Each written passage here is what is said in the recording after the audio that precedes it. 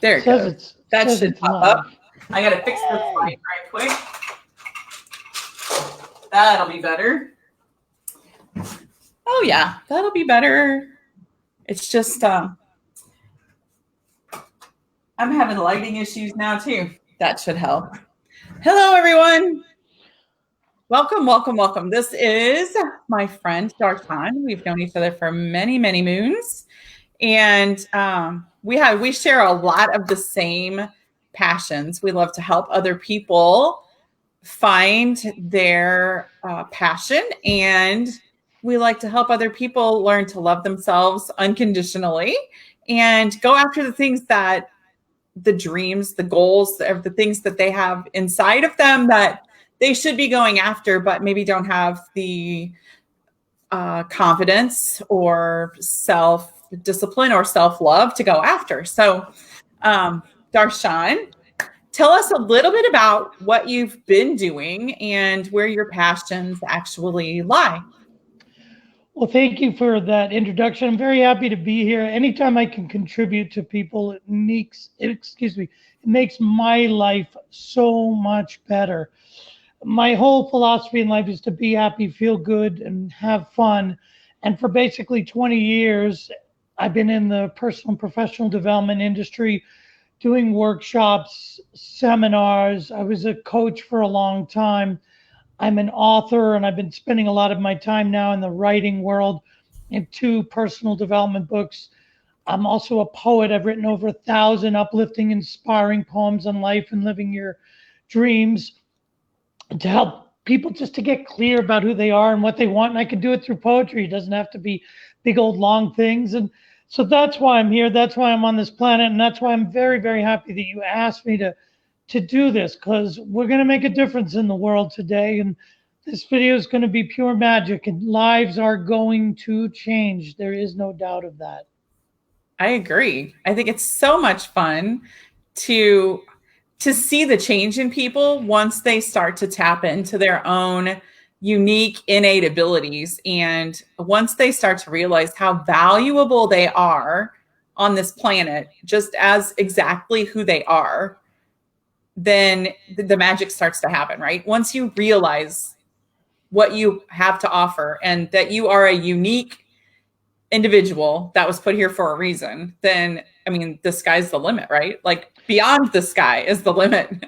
Yes. Well, what you said is absolutely key. And I think it's what stops most people from living their dreams, which is not believing in themselves, not valuing, respecting, or honoring themselves. And I have a saying that I've said for years: the moment you take full responsibility for your greatness, for your magnificence, for your pricelessness, and love yourself unconditionally and then live that way without exception, that's when you end all of these internal struggles and once and for all have the life you've always wanted. You do that because innately, look, when you're a baby going goo goo gaga, you're good enough. And the whole world revolves around you and you know it. And then something happens. Your mother didn't change your diaper quick enough, or you were hungry and they didn't come to you. And then you start thinking something's wrong and you start implanting all these negative ideas in your subconscious. And then they park themselves there, and then you get them capitalized. Maybe your brother, your sister says something or does something. You go to school and your teacher says something or the other student says something, and then it just gets worse and worse and worse. And you went from this perfect, amazing being that the whole world was around, revolved around you, to I'm not good enough, to just to something that you want to just throw away. And if we can undo that, if you can change your mind, you who's ever listening can change your mind about who you are, everything changes. Right.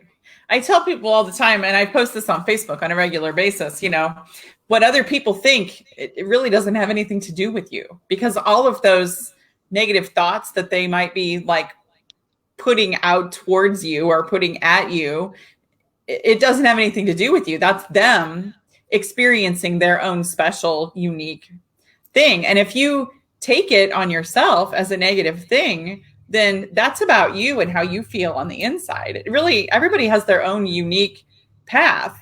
And you can take the way someone else acts or is or does and you can turn it into something that's about you. But most of the time, it's really not about you. It's about their own journey. It's true. And it's whatever their projections are on you. So what they think about you is all really about them. They Mm-hmm. project their negativity on you because they don't have to look at it in themselves. And so many people are so afraid of what other people think. Yet here's what I tell people all the time. They're too busy worrying about what you're thinking about them to be thinking bad stuff about you. Right. And it doesn't matter. See, when you love and value and appreciate and respect yourself, when you feel that good about you, then you don't care what people are saying about you. It doesn't matter. The only reason it matters is because if you don't feel good enough about yourself and you are looking for them to validate who you are, that's when the problems start. And if you're constantly looking for outside validation, I want you to think about that. That means you, and if you ever look at this word, are an invalid. Or if you look at the word said a different way, you are invalid. Does that make sense? Yes. Invalid. You are not even valid. If you constantly look for other people to validate your existence, what does that say about you? Your lack of belief, your lack of love for yourself. Right. Absolutely. And that's one of the reasons that I started this inspire like video series that I'm doing is I want to bring people on to talk about different things like this, different topics like this, and how just making a few little shifts in the way you show up, the way you are, the way you think about things can really change your future in exponential ways. So you've been doing this work since I've known you, which is like probably like 12 years or more. How did you come to this? What made you decide to start following this path? Was it like, did you just wake up one morning and be like, oh, this is what I'm going to do? No, I did not. How I came to the path, the short version is I was the kid in school that everyone knew and no one liked. I was kept inside while the other kids got to go out and play. Even when I was in Head Start before kindergarten, I was already in trouble. In every grade, I had problems. In second grade, I went to the principal's office 14 days in a row. In third grade, my teacher couldn't deal with me and he would just ignore me. That was actually the worst thing because no matter what I did, he would just ignore it. Fourth grade, I was an outstanding student. And people say, well, that's pretty good. I'm like, no, I was outstanding in the hall the whole time because he couldn't deal with me. So he kept throwing me out of the class. I mean, in second grade, just to go back, I was in the principal's office 14 days in a row. Nobody knew what to do with me. Jumping ahead, I mean, every grade I had problems. I mean, literally every grade. And here's the thing, I went to 5 high schools in 4 years in 3 cities in 2 states, and there was only one me in common. And I had problems in every school that I went to. And then I joined the military and I became a medic, trained to save people's lives. My own unit voted me most likely to be killed by them because they figured they'd be safer off with me dead than alive. Wow, that's That quite a was statement. that was my life. I had no friends, no girlfriends, no nothing. And then I went to college when I got out of the army and I started studying psychology and all these light bulbs started going off in my head and I started looking at me instead of always pointing the finger and blaming other people. And then I started going to workshops and personal development seminars and all this stuff and all these reading book after book. I didn't even own a TV for 5 years, learning as much as I can about me. And after about 10 years of study, I said, you know what? I think I've got enough now. And if other people have gone through this hell, I know, I mean, if I have, I know other people have, and I know I can help them. And I know I can help them quicker than it has taken me. And so I said, all right, I'm going to bring this work out into the world. And it wasn't an overnight thing by any stretch of the imagination. I've always been a teacher. I've always loved to help people. But after all those years of struggle and after all those years of learning, then I finally said, okay, let me put my two things together that I'm good at. That's awesome.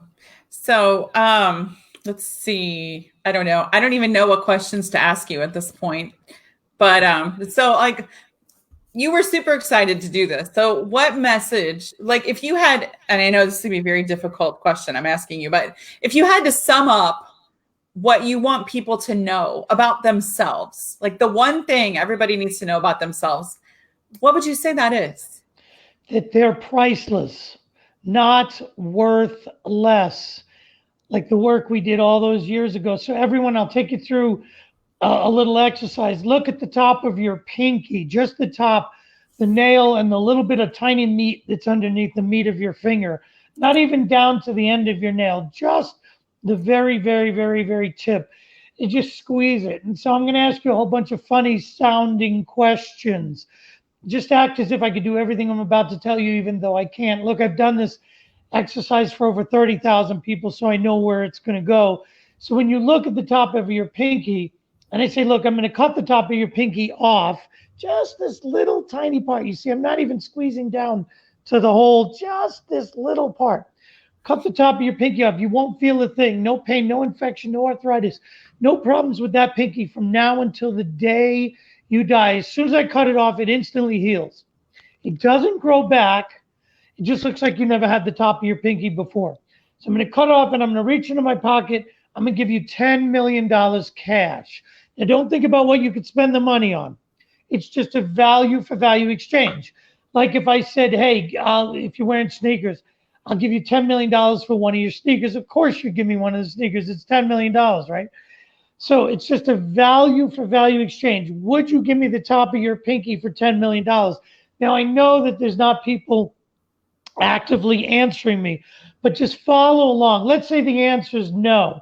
I'll give you $50 million for the top of your pinky. Now let's say you say the answer is yes. Okay, so if the answer is yes, and I can give you $50 million for the tip of your pinky. Now we're going to go to the entire pinky. Now you can't get a pinky transplant. Once again, it's just a value for value exchange. You have these fingers left and your thumb, but no pinky. I'll give you $100 million more, so you'd have $150 million. If the answer is yes, we're going to go to the next finger. I'm going to make a point here. Eventually, you're going to stop. Let's say you'll say I'll sell the next finger and I'll give you $1 billion. Now you have $1,150 million. All right, is the next finger for sale? You say no. I'm like, look, you can name your price, whatever you want. Or you say $1 trillion. Great. Now you have $1 trillion, 1,150,000,000. Is the next finger for sale? You got the lobster claw. You could still write. No, I'm going to stop. Are you sure? You can name your price. You can have anything you want. No, I'm going to stop. All right, great. Here's the point.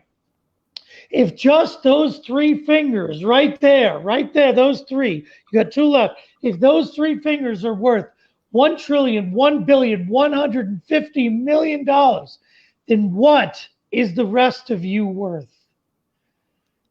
That's the key. Really, really think about that. Of course, the answer is that you are priceless, but so many people live their lives as they are worth less or worthless, not good enough, useless, unnecessary. That was mine, a throwaway. Nobody wanted me. That was my belief system about me. So I could never have anything because I believed I wasn't good enough. You are good enough in every single way, in every single shape, and in every single form. Just think about if you had a little baby. Would you tell the baby the crap you tell yourself? Would you tell the baby you're not good enough? Would you tell the baby you're worthless? Would you tell the baby you shouldn't do this? No, of course you're going to tell the baby you can be, do, or have whatever you want. Well, if you're going to tell that to your baby, why wouldn't you tell that to yourself? Yeah. You are I went to a seminar not too long ago, and what they did was they had you sit down and write a letter to your 5-year-old self. But it wasn't that simple. I mean, they literally took you back to that 5-year-old person and got you in touch with them. And then they had to write a letter to your 5-year-old self. And then you mailed it to yourself. So it came back to your house in a few days. And that was a pretty awesome thing to do, because you're telling your 5-year-old self all of the things that are possible and how amazing life is going to be. And then you get the letter like a week later and you open it up and you literally just burst into tears because you're just like, wow, I didn't realize that I don't believe this. Like, I literally don't believe the things that I wrote. but I believed him 5 days ago. So it's so easy to fall back into that trap. So it's a constant practice of supporting yourself and believing in yourself and saying good things to yourself on a regular basis, because there's so much outside influence. And for whatever reason, we always gravitate towards the negative part of that. It's so easy to do that because thoughts, just like water, take the path of least resistance. So if you're used to saying negative stuff over and over again, guess what happens? The least resistance path happens, and that happens to be negative, so it's going to go down there. And so what you said is critical. You have to do it over and over and over again. You, in other words, have to build a bigger path of least resistance for the positive than you do for the negative. One of the reasons I give that exercise about your pinky is because it's an anchor. So every day you can look at the pinky and go, would a priceless person say that about him or herself? Would a priceless person believe this? Would a priceless person do or not do what I'm about to do? And if the answer is no, then don't do it. Do what the priceless person would do, whether that's around exercise, and meaning not exercising, whether that's around eating crappy or eating right, whether that's around relationships. Would you involve yourself with bad people? And I'm not talking romantic even. It can be that. Would you hang around with negative people? Would you hang around with great people? That's the point. What would a priceless person do? You are priceless. You are an immeasurable treasure. There's no amount of money, as you just determined by your pinky. And I don't care. I don't care how much you sell it for. Eventually, you're going to stop. So Right. whatever your body, whatever you sell it for, what's the rest of you worth? There's no way out of that. You are priceless. Believe that. Start thinking that. Even if it's hard in the beginning, it's fine. Keep looking at your pinky.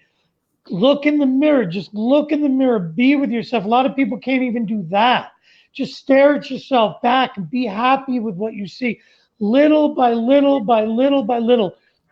Jack Canfield, the wonderful co-author of the whole Chicken Soup for the Soul series, said little hinges swing big doors.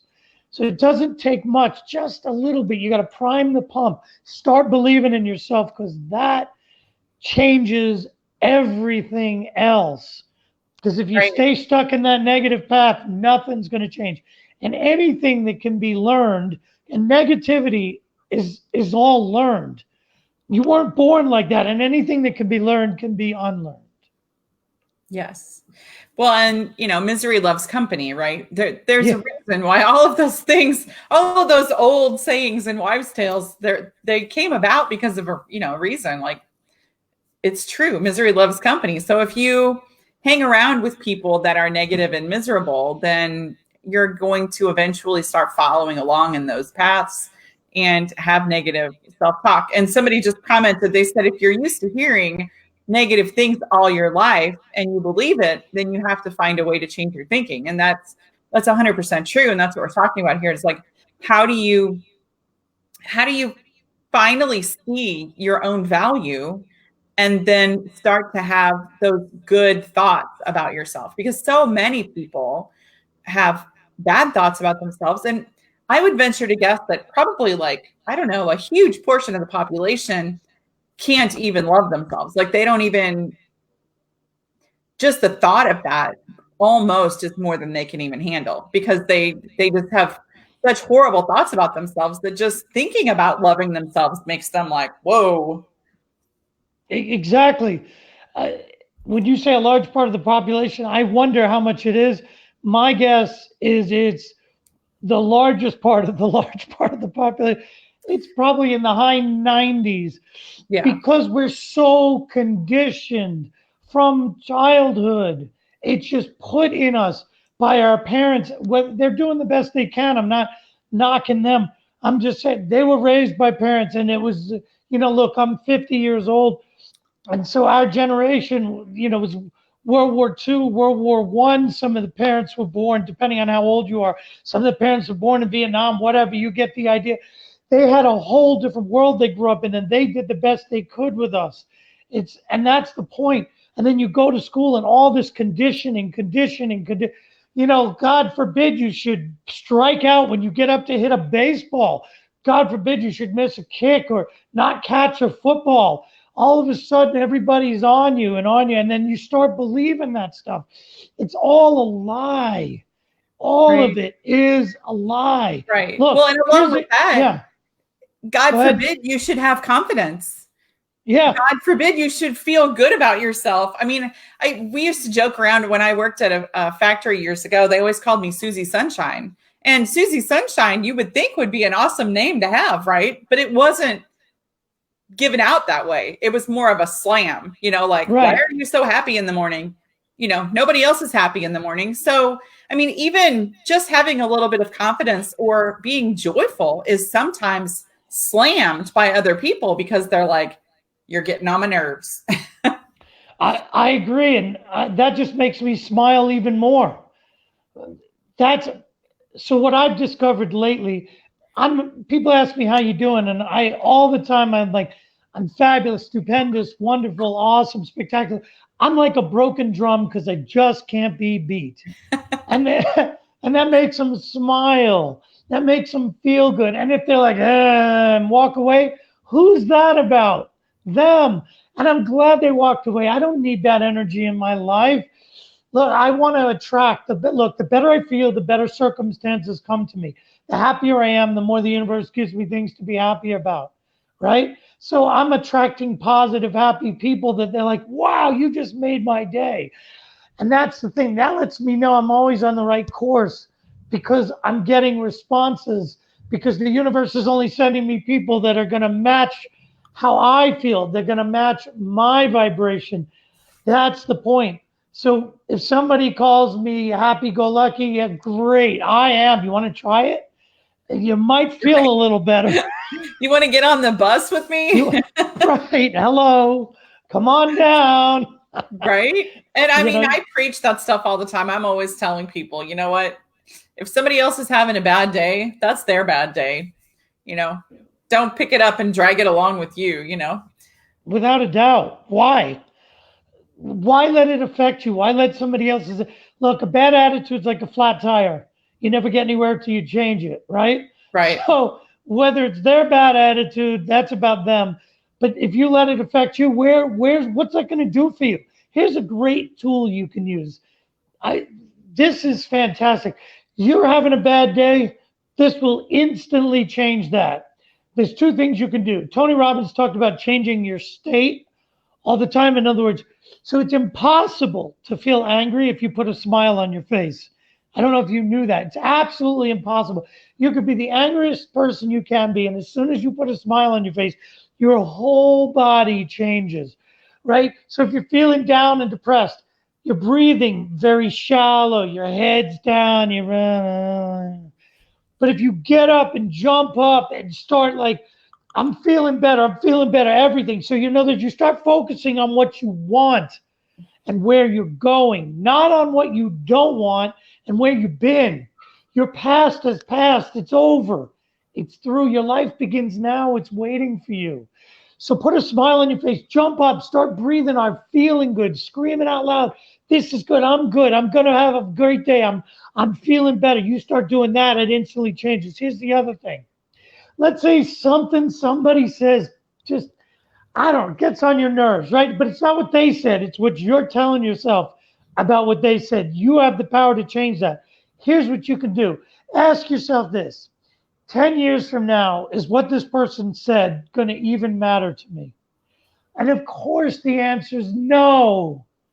So if it's not going to bother you in 10 years, why should it matter now? Right. That's the point. It's only because you keep giving it the meaning you're giving it that's causing the problem.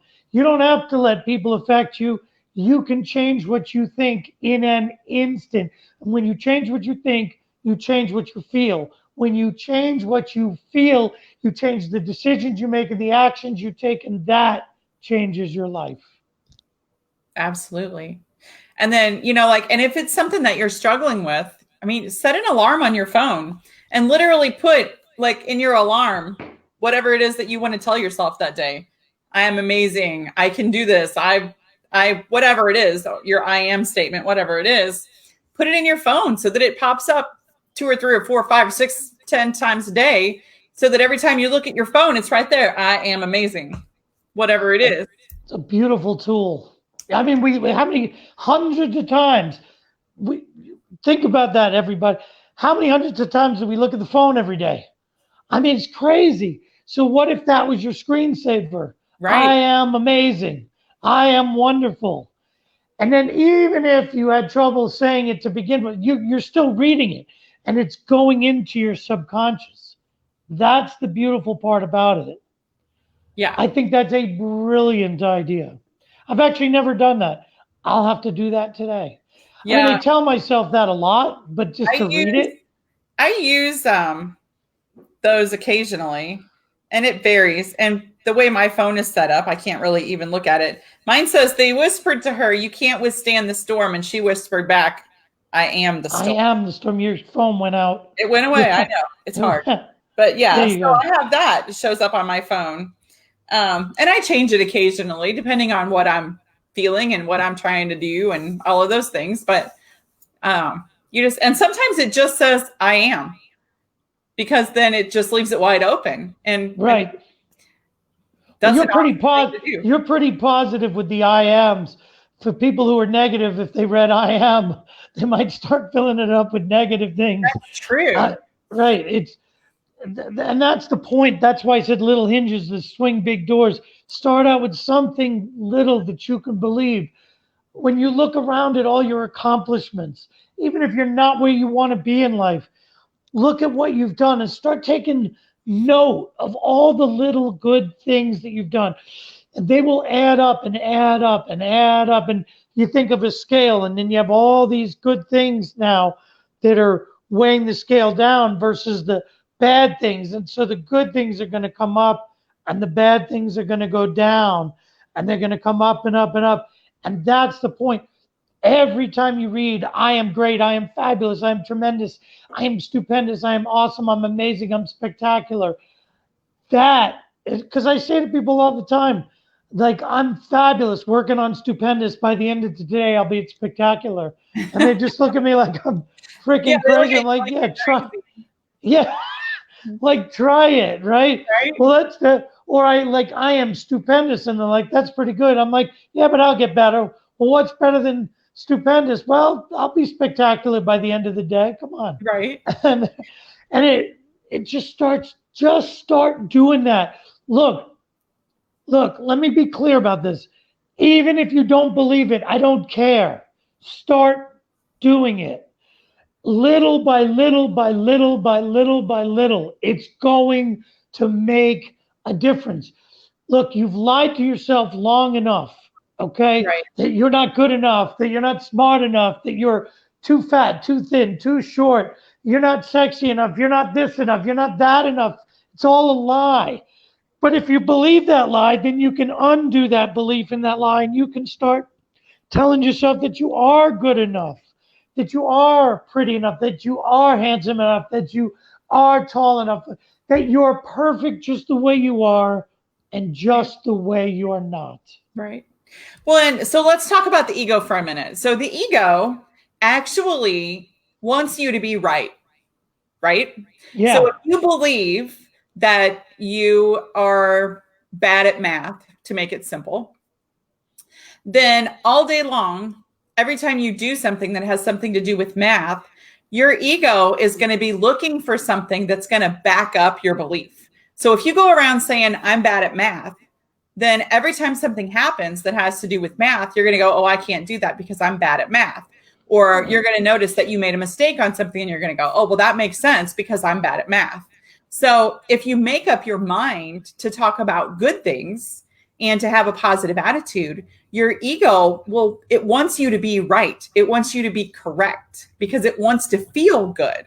So if your belief is that you are good, then your ego will try to find proof that you are good.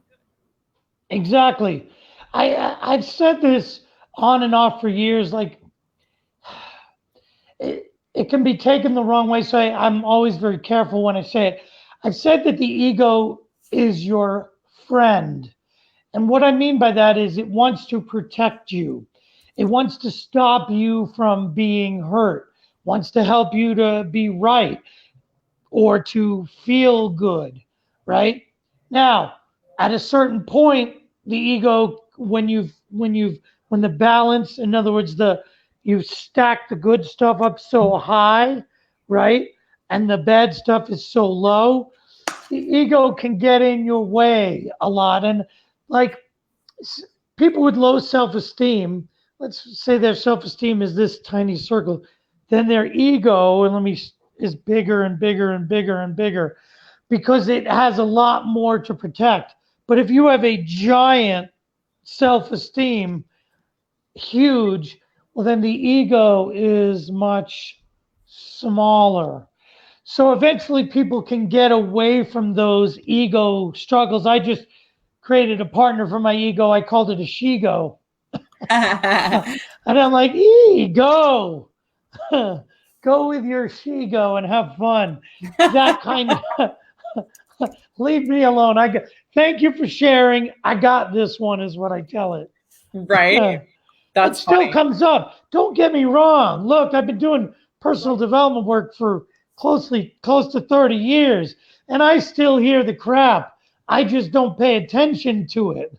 Right. In other words, I don't make it real. I don't make it truthful because it's a damn lie. Right? Now, the only reason stuff keeps happening over and over and over again that happens to anybody is because of what they believe. So then the universe has to keep giving them evidence of that. That's how the law of attraction works. That is the greatest law out there.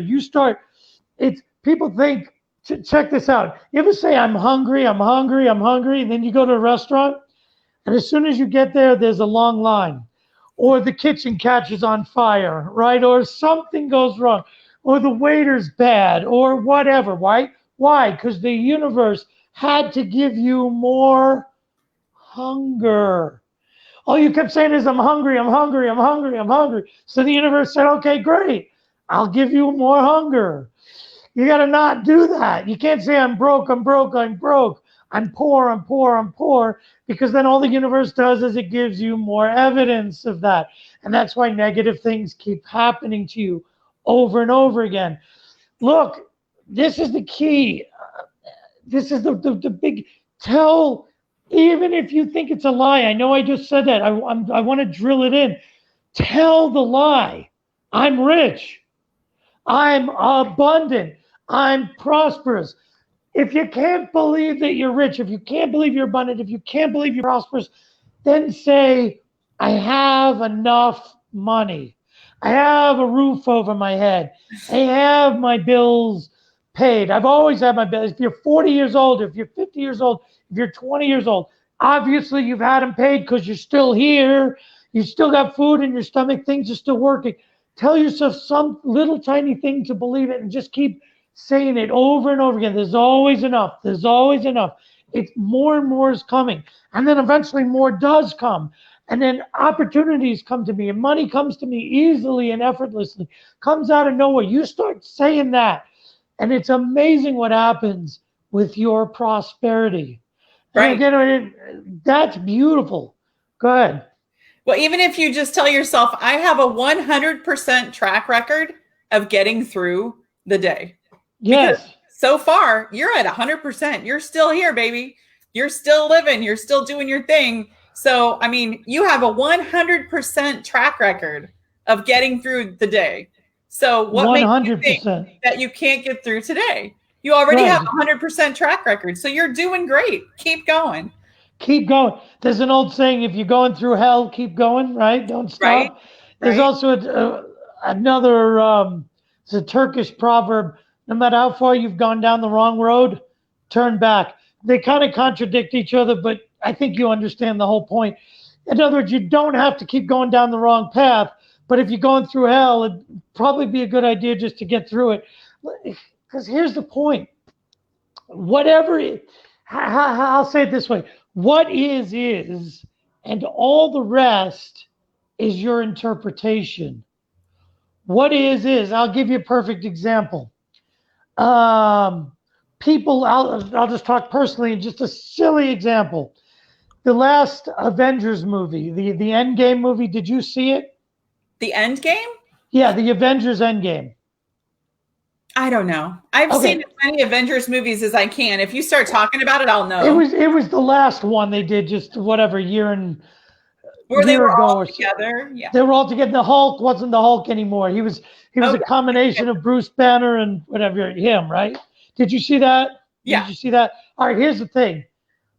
I absolutely hated that movie. I loved every single Avengers movie until that one for many, many reasons. But here's the point. I hated it. Other people loved it. We all saw the same movie. What's the truth? What is it was a movie projected on a screen. I had the interpretation of it. Everybody listening, or maybe you, if you loved it. That's the point. What is like I tell jokes often. Like, you'll have to forgive me. I'm a little bit tired. Last night I dreamed I was a muffler. This morning I woke up exhausted. Now, Nice. you thought that was cute. Other people groan. Oh, God. What changed? The only thing that changed was what you told yourself about the joke. Right. So, what are you telling yourself about you? What are you telling yourself about what others think? What are you telling yourself about your skills, your talents, your abilities? That is what really makes the difference in your life. And when you love and value and respect and believe in yourself, you're telling yourself great things. When you think, I'm not good enough, then that spirals down the negative path. And that's why the negative things keep coming. You have the ability to change it just by the beginning. Just by beginning, I should say, to tell yourself the truth, even if you think it's a lie. Because the truth, let me be clear, the truth is that you're priceless. That is the truth. Everything else is a lie. That's why I bring up a baby. You don't look at a baby and say the baby is worthless. Right. You are just a grown up, quote unquote, baby. You are priceless. The minute you start believing that, everything changes. I promise you. Right.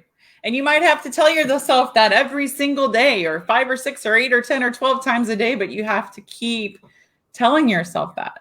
Without a doubt, more than 12 times. Look, we have the estimates of 50 to 70,000 thoughts a day, right? If most of them are negative, that explains why people are where they are. You know Right. the old joke about, the difference between a rut and a grave? Well, it's the length and the width and how long you're in it, right? Truth. Do you want to dig your grave? Or do you look? Everybody could be in a rut. No, look, I'm not. Everything is not perfect. Let me be clear about this. In spite of 30 years of personal development, of course I have issues. Of course I have challenges. Of course I have problems. I just don't stay in them. Right. That's the point. Things bother me. Well, no, let me be clear. If I'm going to be I'm trying to show you firsthand. Things don't bother me. I allow things to bother me. I talk to myself and I go, yeah, that person said this. Who the heck's that person think he or she is? And then I go, what am I doing? Is this going to bother me in 10 years? Why am I letting it bother me now? And then I'm out of it instead of letting one bad thing, it's not even bad. It's just words. Bad is Right. my interpretation of it. Right. That's the point. Well, and it's That just will like, free you. if somebody walked up to you and said, "You're ugly," you would go, Yeah, "No, I'm not. Get away from me." But you allow yourself to talk to you that way. You know, right. Isn't that funny? We don't talk to I don't talk to you like that. Why would I talk to myself like right. that? We Exactly. don't talk to our kids. That's the point. You're Right. right. Whoops. Your phone. Oops, sorry. I get a little animated, so I moved my thing. There we go. That's all right. You're not ugly. I'm not ugly. Nobody's ugly. And if we tell ourselves we are, that's the saddest thing, Annette. Right. It is. It But is sad. that's kind of where we are. I mean, it breaks my heart when I see like a 7-year-old that has those feelings, and you can literally see it. As adults, we're better at hiding it. But on a child, like if you see a 5 or a 6 or a 7-year-old that's in trouble at school and they have negative opinions about themselves, it's all over them. I mean, you can see it. It breaks my heart just even thinking about it. And I don't even know of anybody right now that has that going on. But it just takes one thing for somebody to say to a child for that to stick and for them to start believing it. And unless they're surrounded by people that lift them up all the time and give Yes, them positive things about themselves, they're going to believe the negative things. Because why wouldn't they? You're an adult. You said something horrible to a child. You said you're not good enough, or you said, you're stupid, or whatever it is, what horrible things we say to people sometimes. Those things, they're going to believe you because you're an adult. You're a figure to them that tells the truth, right? Why would they doubt you? exactly. That's what happens with little kids. Their parents are responsible for them completely, and so they go, well, the parents know better. They've been around longer. They know the rules. The parents are like God to them. They're the caretakers, the lovers, and everything. And so if the parent says something negative and then the kid believes that, it parks itself in their unconscious. And the parents may not even have meant to say anything, or they may have just said something absolutely harmless. But because the kid doesn't have the reasoning ability or the capacity to think any other way, because they haven't been around a long time, then they just, oh my God, I'm not good enough. And they don't even know they did it. And then that carries with them all their lives. Now, here's the thing, you could spend the next 20 years trying to undo all the stuff that happened to you as a kid and get to the bottom. And maybe there's some benefit with some of that, depending on it. So you're not still repeating it. Or you can just say, okay, wait a minute. This is my life right now. What do I want? And then when you really admit it to yourself, and a lot of people won't admit what they want, because if they do, then they got to do something about it.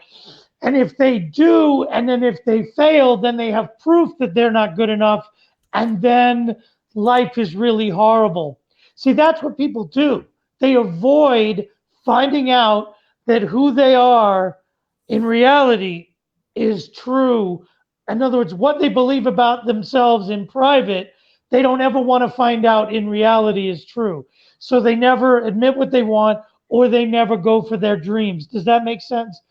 Yeah. So if it's parked in your unconscious and you believe you're a failure, you're not going to go for the dreams, because what if the dream doesn't happen? Then everybody was right. And if everybody's right and you're a failure and you know you're a failure, then a lot of people like, hell, it's not, life's not even worth living. And that's what happens. Well, here's the thing, guys. You're not a failure. Even if your actions don't produce the results you want, that's not about you. That's only the actions didn't work. Thank God Edison didn't think he was a failure. We never would have had the light bulb. Right? 10,000 experiments. He just found 10,000 things that didn't work. So he wasn't a failure 10,000 times. He was a success at finding 10,000 things that didn't work. It's all in how you frame everything. So just do that in the positive. Start seeing yourself as the truth, that you're priceless, beautiful, magnificent, incredible, wonderful, amazing, that God didn't make any mistakes. You're gorgeous, you're fabulous, all of that. Start saying that. Put it on your phone. That's a great, great idea. See that every day. Every day. Tell yourself, look in the mirror, be with yourself. Start hanging around with friends. Take a little risk. Do something that you never did before because you were afraid, and watch everything in your life begin to shift. Right. And if you don't have any positive people in your life, go play with the puppy. Good point. Puppies are amazing. They love you no matter what. No matter what. Unconditional love. Yes. That's the point. Look, you can always, for those of you listening, you can, who don't know Annette, send her a friend request. Say you're on the video, whatever. Send me a friend request. I write inspirational poems every day. And I not every day, most every day, and I have a page on Facebook called Feel Good Poems. Just if you want to go there, you read these little 4, 6, 8 line poems that pick you up and make you feel good. That's the whole idea. Find something that makes you feel good and honor that in yourself. I don't care if it's taking a nap, listening to music. Let go of the guilt. Just do what makes you feel good. Get an ice cream. It doesn't matter if you're on a diet. Do something that Right. makes you feel good. If an ice cream doesn't make you feel good, don't. But you get the Okay. idea. Take care of yourself. Honor yourself. Do what makes you feel like a kid. What did a kid do? Kid always did whatever the kid wanted to make it feel good, whether it was candy or laugh or jump or play. We become so adulterated.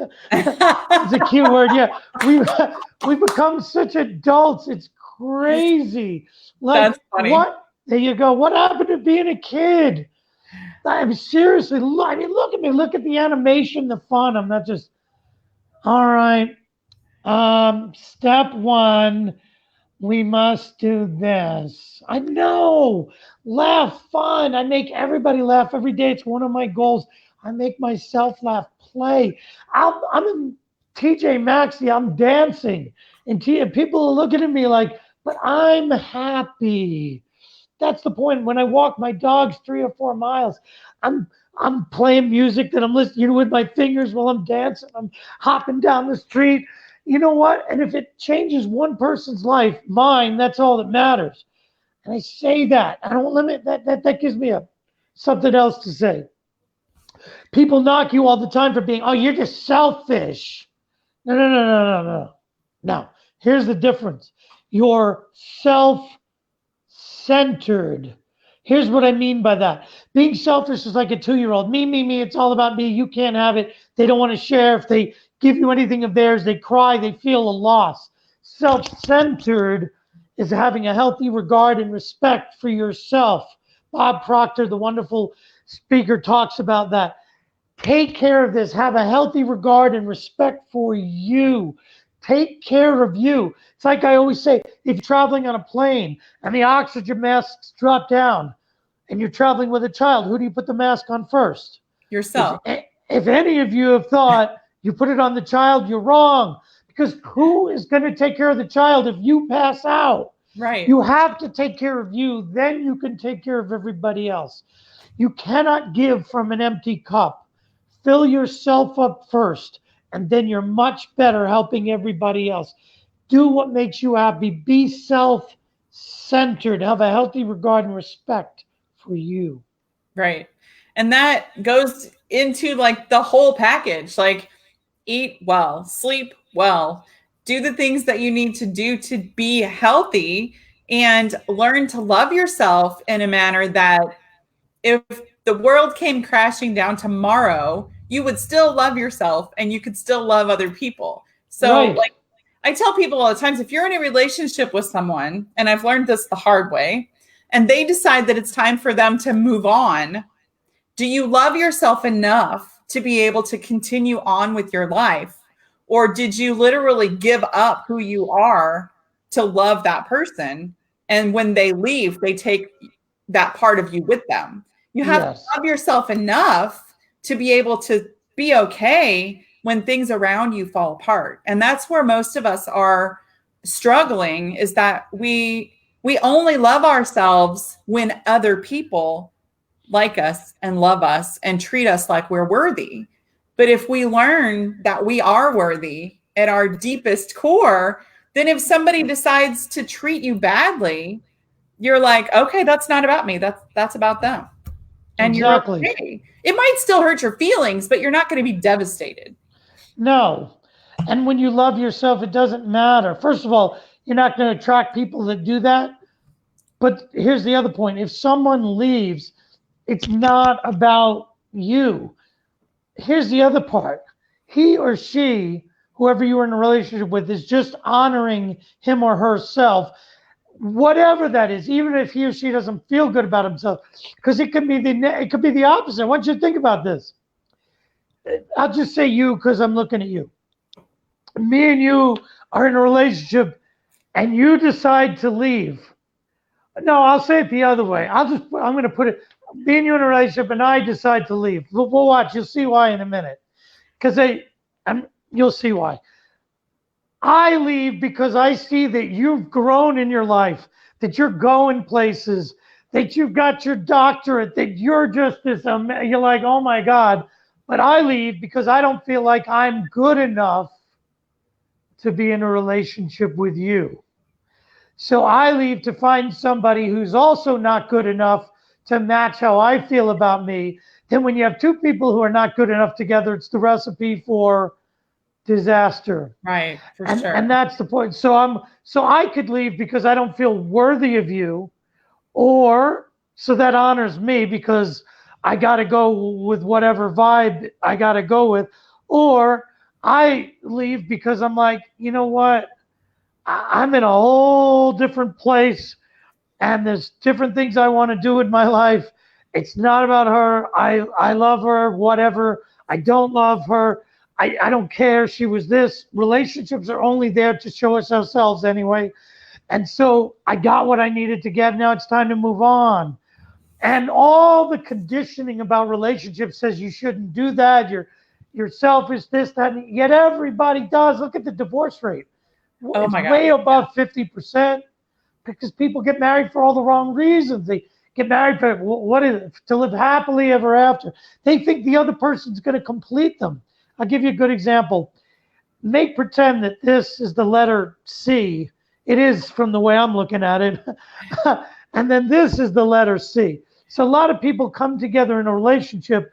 They're, call it a half a person, and they meet another person who's half, and together they think that they make a whole. That doesn't work.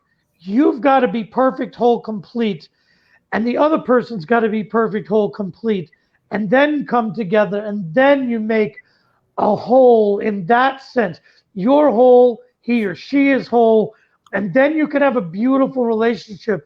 And if it ends, it ends, but you're whole. It doesn't matter. That's the point.